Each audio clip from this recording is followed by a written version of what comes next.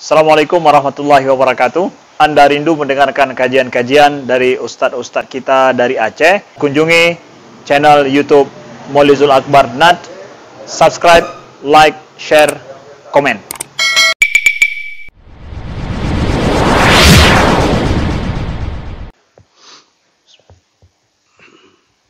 Assalamualaikum warahmatullahi wabarakatuh.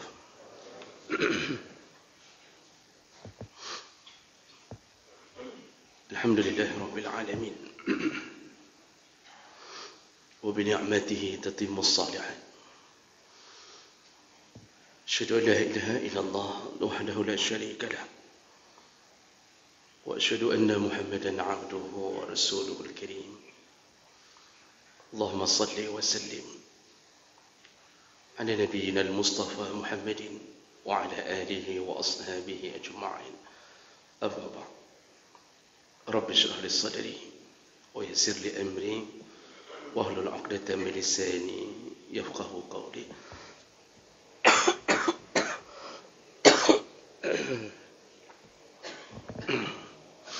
Segala puji bagi Allah, kemudian salawat dan salam kepada Rasulullah, pada keluarga dan seluruh sahabat-sahabatnya. Jemaah salat subuh, bapa-bapa dan ibu-ibu yang Allah muliakan insya-Allah. Di pertemuan kita yang lalu, kita sudah membahas salah satu daripada dosa besar yang dilakukan hamba kepada Allah Subhanahu wa taala, yaitu melakukan transaksi najas dalam jual beli. Jadi transaksi jual beli najas yaitu merekayasa sebuah skenario dengan memasang orang-orang tertentu dari pihak penjual untuk berpura-pura menjadi pembeli di saat ada orang yang sedang membeli, dengan tujuan untuk menaikkan harga dari yang sebenarnya. Di skenario ini disebut najas, dan ini kalau terjadi maka si penjual dan orang-orang yang dipasang olehnya jatuh dalam dosa besar. Dan kalau barang itu laku dengan harga di atas normal, maka dia telah memakan harta yang haram.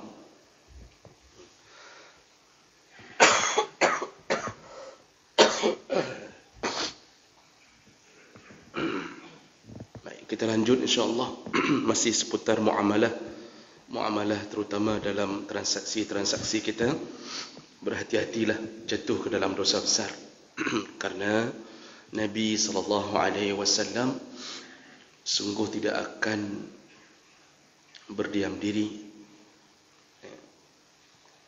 kecuali pasti beliau menegur,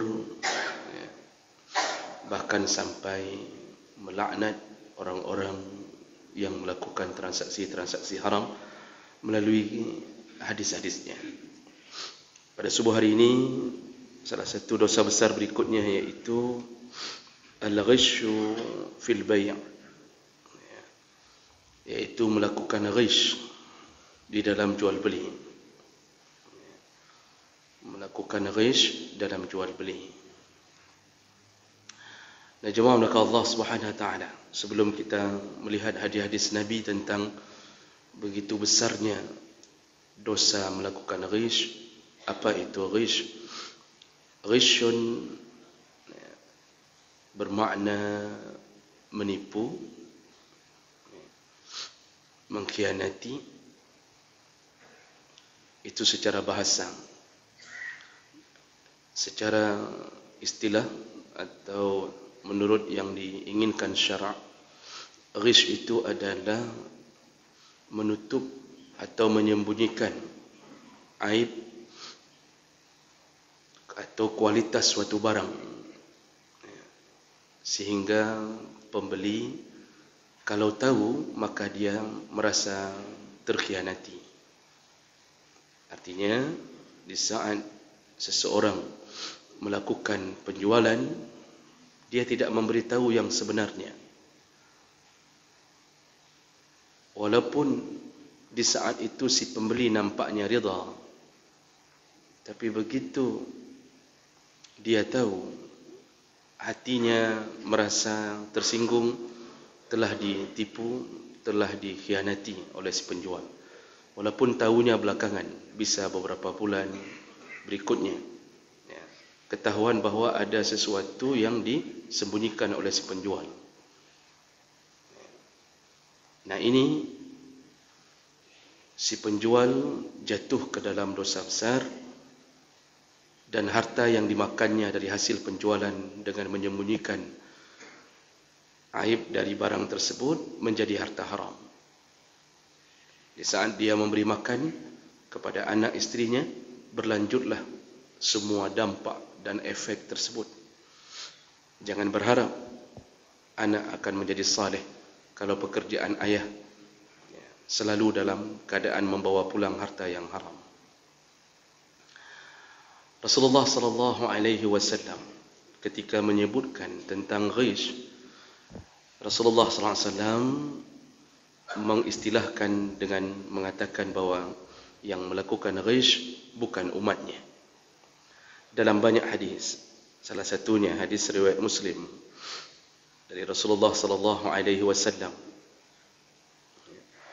kata Rasulullah, "Man hamila alaina as-silah," barang siapa yang membawa atau menodongkan senjata kepada kami, falaysa minna, bukanlah dari umatku.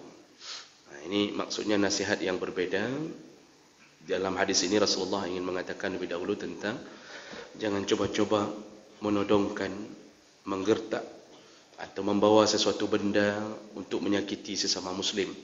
Barang siapa yang menodongkan saja, belum membunuh, baru menodongkan saja, ingin memukul muslim yang lain, membawa parang, pedang, itu pun bukan umatku, kata Rasulullah. Wa man ghashana falaysa minna. Lalu baru Rasulullah melanjutkan, barang siapa yang melakukan ghish, man ghashana falaysa minna, dia bukan umatku. Jadi ghashana yang menipu kami, yang mengkhianati kami. Ghish ini secara umum, Bapak Ibu yang Allah muliakan, semua tipu menipu, kecurangan, itu disebut ghish.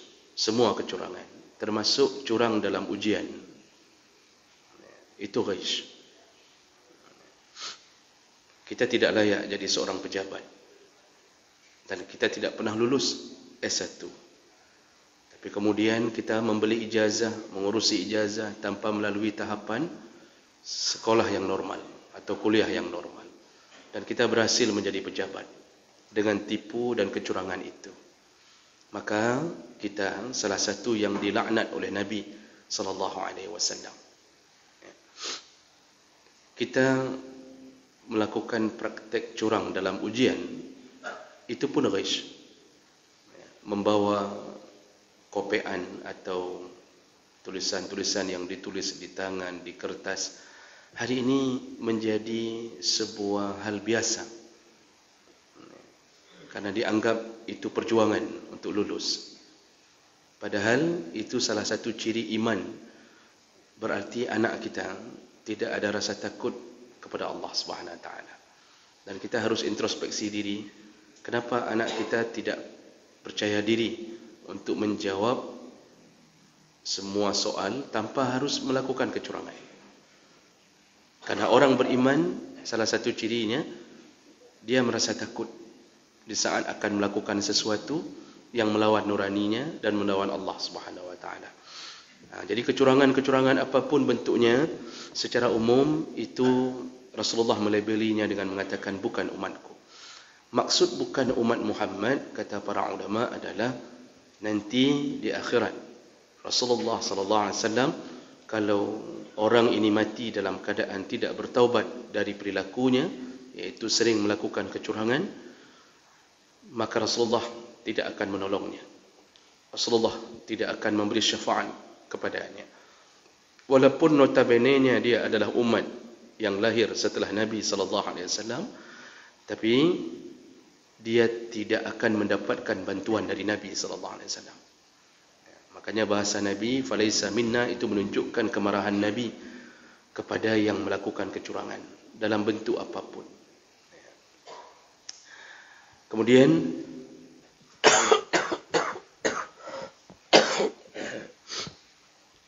dalam hadis riwayat Muslim, Ibnu Majah, Tirmizi dengan derajat yang sahih,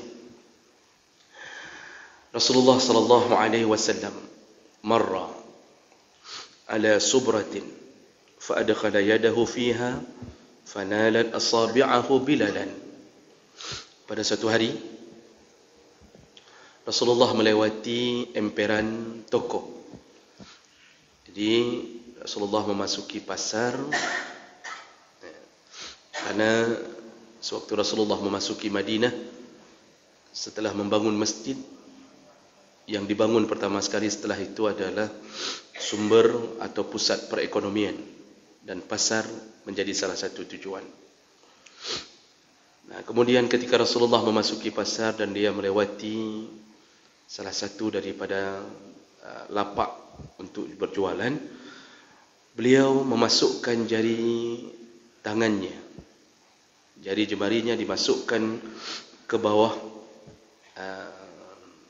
barang-barang yang dijual itu, dan kebetulan yang dijual itu adalah makanan, tidak disebutkan bentuk makanannya.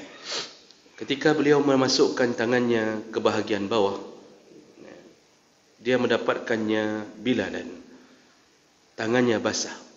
Jadi ketika ditarik kembali, tangannya basah. Faqala, dan Rasulullah berkata, ma hadza ya sahibut ta'am, wahai pemilik kedai, ada apa ini? Kenapa bisa tanganku basah? Jadi maksud Rasulullah, ada barang yang busuk engkau simpan di bawah. Berarti ada sesuatu yang sudah busuk engkau simpan di bawah. Wallahu alam, bisa saja yang dimaksud di sini buah-buahan atau makanan tertentu. Qala, lalu penjual mengatakan, asabathu sama' ail matar ya Rasulullah. Ya Rasulullah, itu basah karena tertimpa hujan ya Rasulullah. Jadi di bawah sudah terendam dengan air hujan. Qal, lalu Rasulullah mengatakan, afala ja'altahu fawqa at-ta'am hatta yarahu an-nas. Kenapa engkau tidak menampakkan yang basah-basah ini ke atas? Artinya yang sudah busuk-busuk, yang sudah tidak bagus lagi, dinampakkan kepada para pembeli. Jangan disimpan di bawah. Dan Rasulullah mengatakan di ujung hadis, man ghasyana falaysa minna. Hati-hati, barang siapa yang menipu, melakukan curang dalam jual beli, maka dia bukan umatku. Hadis sahih. Jadi Rasulullah ingin mengatakan kebiasaan para penjual menyimpan barang yang sudah tidak bagus dan tidak dinampakkan. Nanti ketika mulai dibungkus, diam-diam mengambil yang tidak bagus itu satu, dicampurkan dengan yang bagus. Penjual sayur yang dinampakkan yang di atas yang segar-segar, yang sudah tidak segar diletakkan di bahagian bawah. Tapi ketika nanti dimasukkan ke dalam plastik, maka satu dua dari yang tidak bagus dicampur dengan yang bagus. Jadi pembeli tidak tahu ternyata ada barang yang tidak baik di antara barang-barang yang baik. Ini yang ditegur oleh Rasulullah sallallahu alaihi wasallam. Dalam hadis riwayat Abu Dawud, Rasulullah sallallahu alaihi wasallam marra bi rajulin. Rasulullah melewati seseorang yabi' ta'aman, yang sedang menjual makanan. Fasa'alahu kaifa tabi'. Dan Rasulullah mengatakan, bagaimana cara engkau menjual makanan ini? Fa akhbarahu. Dan Rasulullah diberi kabar oleh orang itu tentang cara dia menjual makanan itu. Fa auha ilaihi an adkhala yadaka fihi fa iza huwa mablul. Lalu Rasulullah mengatakan, coba sekarang masukkan tanganmu ke dalam makananmu ini, maksudnya ke dalam bahagian bawah yang engkau susun dari makananmu. Faqala Rasulullah, dan huwa mablul, dan ternyata tangannya basah, menunjukkan ada yang basi, ada yang sudah tidak baik. Faqala Rasulullah, lalu Rasulullah juga mengatakan, laisa minna man ghasya, bukan umatku orang yang melakukan penipuan. Dalam hadis yang lain, Rasulullah mengatakan, bi' hadza ala hiddah wa ala hadza wa hadza ala hiddah. Kalau jualan, kata Rasulullah, yang baik-baik taruh satu tumpuk, yang busuk-busuk taruh satu tumpuk. Faman ghashana falaysa minna. Yang berani melakukan kecurangan bukan umatku. Jadi jemaah mereka Allah Subhanahu wa taala, banyak sekali hadis-hadis yang seperti ini. Banyak sekali yang tidak mungkin kita bacakan satu persatu, tapi pada intinya adalah haramnya melakukan kecurangan-kecurangan dalam bentuk apapun, menyimpan aib dari suatu barang. Nah, ini yang disebut dengan ghish. Kadang-kadang kita curang pada kuantitas. Kadang-kadang kita melakukan kecurangan pada kuantitas, pada jumlah barang. Nah, ini model biasanya jual beli yang sifatnya menghitung jumlah. Nah, berapa biji? Kalau ada pesanan pakaian dari seorang pembeli, dipesan 100 potong atau 1000 potong dalam jumlah bal yang besar, dikirimkan barang, dan kita tidak menghitungnya dengan baik, asal-asalan, sehingga 1000 itu tidak sampai. Jadi kita hanya memasukkan ke dalam bal, mungkin hanya sekitar 980-an, 990-an sekian, tidak sampai 1000. Maka 10 potong itulah yang akan menjebak kita ke dalam neraka Allah Subhanahu wa taala. Makanya ada khiyar di dalam Islam. Khiyar itu si pembeli diberi hak untuk mengkomplain, meminta kembali uangnya dari kerugian yang dia terima. Jadi banyak sekali kadang-kadang terjadi perkara-perkara begini dalam menipu kuantitas barang, kecuali yang tidak mungkin kita hitung dengan sempurna, seperti orang membeli bibit udang atau bibit ikan, ukurannya dibilang saja 1000, perkiraannya 1000, itu tidak, kadang-kadang tidak mungkin menghitung satu bibit mencapai 1000. Jadi perkiraan, dan itu sama-sama dimaklumi, insya-Allah termaafkan. Tapi yang barang bisa dihitung, lalu kita jual dengan jumlah yang lebih kurang daripada yang diminta, maka haramlah jasad ini dimasukkan ke dalam surga Allah Subhanahu wa taala. Pada suatu hari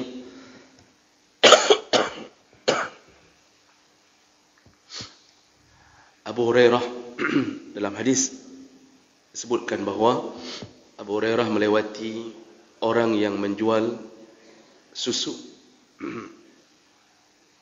dan dia tidak merasakan kehadiran Abu Hurairah.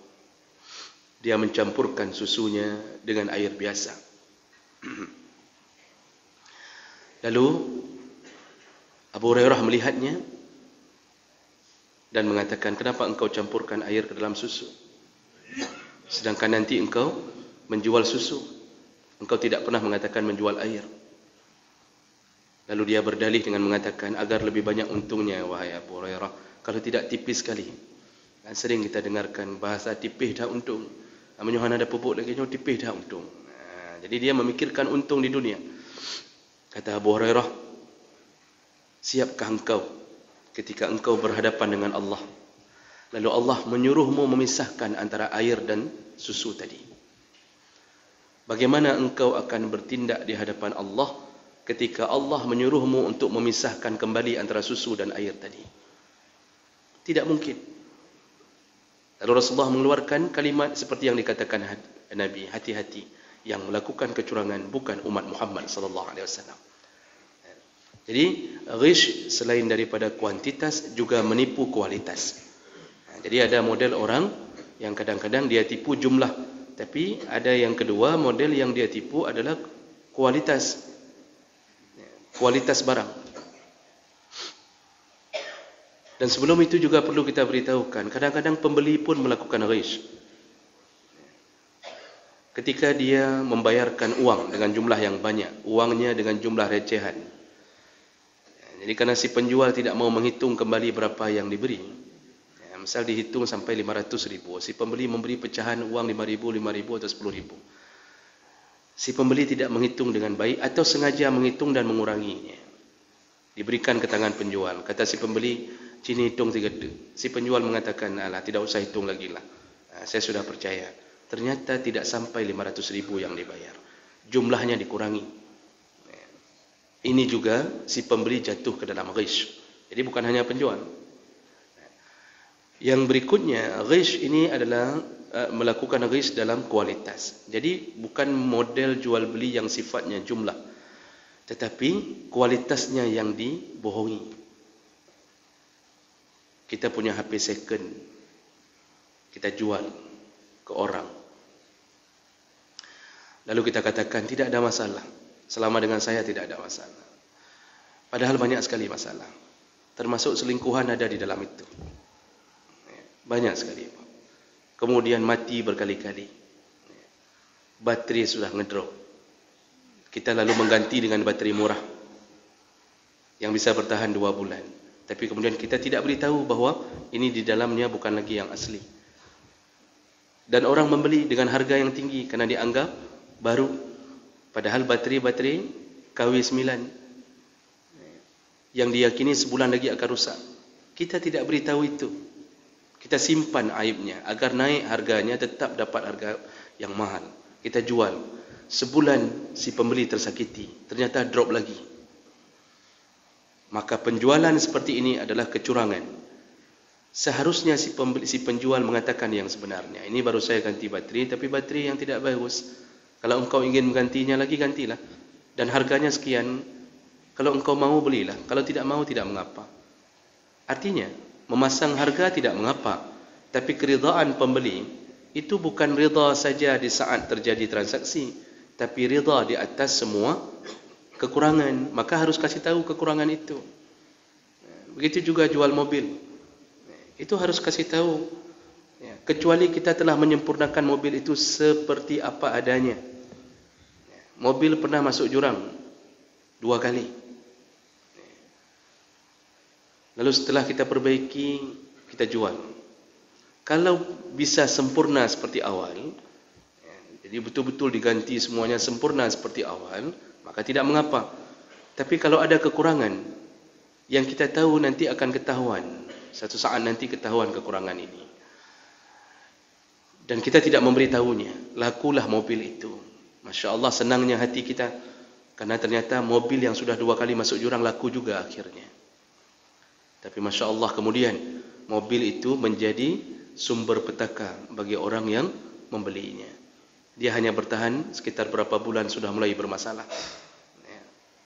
Jemaah maka Allah, yang kita dapatkan itu kita dapatkan di atas kebohongan, kecurangan, dan kita bermasalah di hadapan Allah Subhanahu Wa Taala.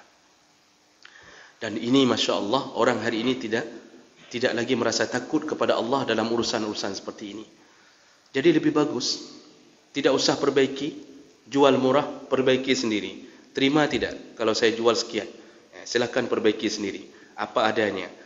Jadilah seorang yang takut kepada Allah kalau nanti tersiksa di hari kiamat, gara-gara dia menyakiti saudaranya dengan melakukan penipuan-penipuan.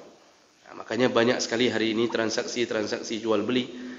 Bagi orang yang tidak beriman, maka dia begitu mudahnya ingin mendapatkan keuntungan dunia, tapi lupa bahawa dia akan tersiksa di akhirat. Jadi jemaah maka Allah Subhanahu Wa Taala, berhati-hatilah dengan melakukan kecurangan dalam bentuk apapun yang sifatnya menyakiti para pembeli. Mudah-mudahan ini bisa menjadi nasihat bagi kita semuanya agar tidak bertindak sembarangan ketika kita mencari rezeki, karena itu berhubungan sampai ke akhirat nanti. Subhanakallahumma bihamdik, asyhadu an la ilaha illa anta, astaghfiruka wa atubu ilaik. Wassalamualaikum warahmatullahi wabarakatuh.